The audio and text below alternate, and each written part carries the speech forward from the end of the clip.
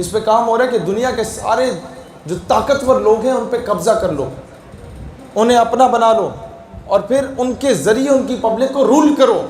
اس چیزوں کو پڑھیں، یہ come out of the box, کنویں کے مینڈک سے باہر نکل کے دیکھیں دنیا میں ہو کیا رہا ہے۔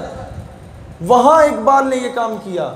یہ بڑے بڑے شیخوں، یہ بڑے بڑے نوابوں، یہ جو حاکم وقت بنے پھرے ہیں پوری امت کے، اس کے بارے میں کہتا ہے اقبال، فکر عرب کو دے کے فرنگی تخیلات، یہ بڑے بڑے نوابوں وڈیروں کے بچوں کو عورت اور شراب پہ لگاؤ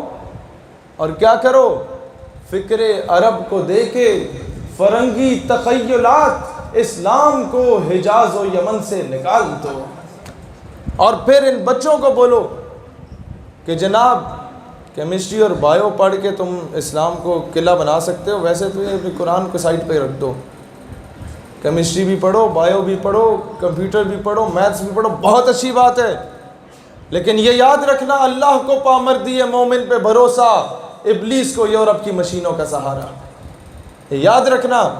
کہ ٹیکنالوجی میں انڈیا ہم سے اچھا ہے، نو ڈاؤٹ، وہ کچھ حد تک ہم سے بہتر ہے، وہ چاند تک پہنچ رہا ہے، اور ہم نے وزیر سائنس اینڈ ٹیکنالوجی ایسے بندے کو بنایا جو لطیفہ سنا رہا ہے، تو وہ ٹیکنالوجی میں ٹھیک ہے، چاند تک پہنچ گیا، ایڑے گیڑے پہنچ گیا تھا اس کے۔ چلو ہمارے پورے ملک میں جو پاکستان آرمی وہ 7 لاکھ ہے، تقریباً 7-8 لاکھ، اور انڈین آرمی صرف آکوپائڈ کشمیر میں 9 لاکھ ہے، تو ان کی فوج ہم سے کئی گنا 6-7 گنا زیادہ ہے، مان لیا۔ اگر اس بیس پہ آپ کہتے ہیں نہیں جی جنگ نہیں کر سکتے، کولیٹرل ڈیمیج ہوگا، یہ ہوگا وہ ہوگا،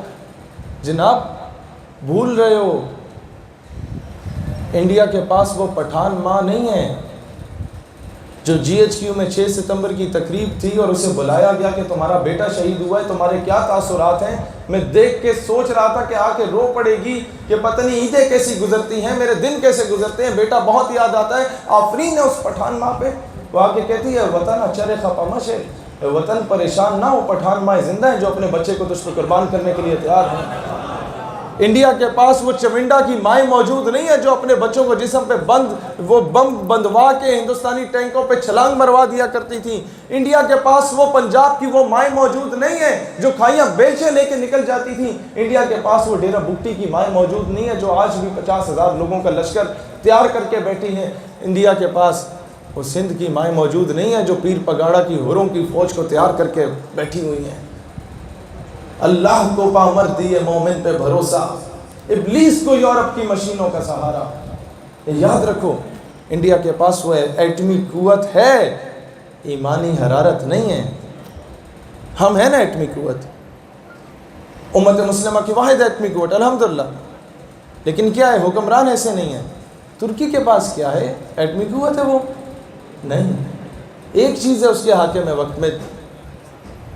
اور کچھ بھی نہیں ہے جو ہمارے پاس ہے، بہت بہتر ہے ہم اس سے، ترکی سے،